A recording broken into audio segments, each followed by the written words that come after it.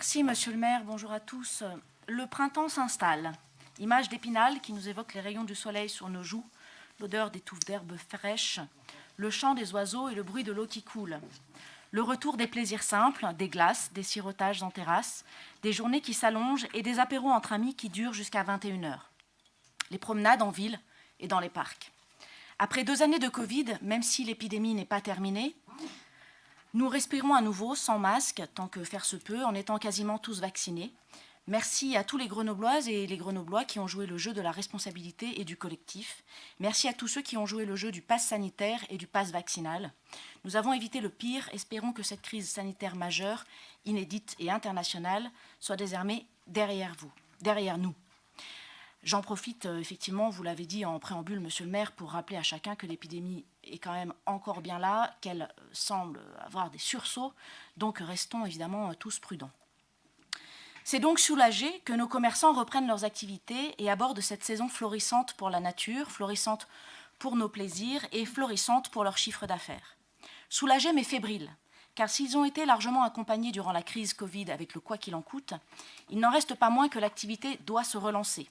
Les trésoreries doivent être reconstituées, les collaborateurs recrutés et les prêts remboursés. Tout cela n'est pas simple, même si tous reconnaissent avoir été très bien aidés par l'État. Certains ont fermé 9 mois sur les 2 années de pandémie et ont tourné en fait en sous-régime.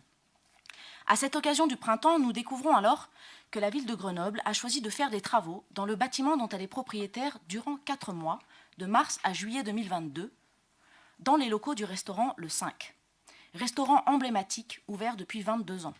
En pleine reprise d'activité et sur la période commerciale la plus rentable de l'année, il fallait oser. De surcroît, ces travaux sont programmés et repoussés depuis plus de 6 ans. Vous imaginez bien que cela compromet nettement l'avenir de cette institution qu'est le restaurant du musée, car rien que pour ces fermetures de travaux, c'est déjà plus de 200 000 € de chiffre d'exploitation perdu et 10 salariés sur le carreau.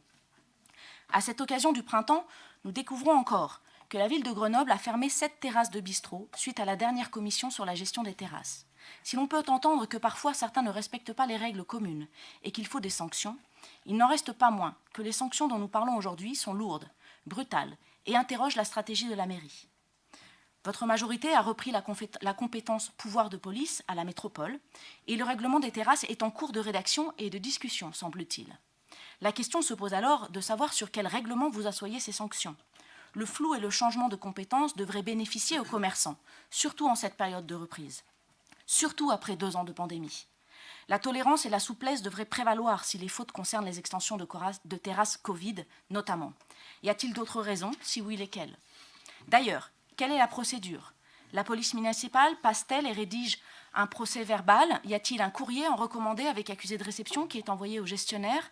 Rien ne semble avoir été vraiment formalisé, sinon l'annonce brutale de la fermeture de la terrasse pour 1 mois. Votre majorité a repris la compétence pouvoir de police et la première mesure que vous prenez, c'est donc de fermer 7 terrasses de bistrot emblématiques de Grenoble au début du printemps et en pleine reprise commerciale. C'est violent comme message. En tout état de cause, notre groupe vous propose, dans le cadre des réflexions sur le règlement des terrasses, d'établir une procédure claire pour tout le monde. Rédiger un règlement, ça va de soi. Le distribuer à tous les terrassiers, ça va de soi aussi. Établir une procédure d'avertissement avec envoi d'une mise en demeure en recommandé avec accusé de réception. Graduer les sanctions en fonction de la nature des fautes commises et d'éventuelles récidives. De financer une partie des médiateurs vigiles de terrasse pour la sécurité, le bruit et autres nuisances. Après ces propositions, nous avons quelques questions simples. Pouvez-vous expliquer aux Grenobloises et Grenoblois l'urgence et la pertinence de la période choisie des travaux du restaurant Le 5 ?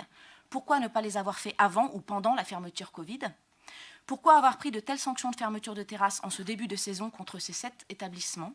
Et peut-on envisager un groupe de travail transpartisan sur le règlement des terrasses ? Merci.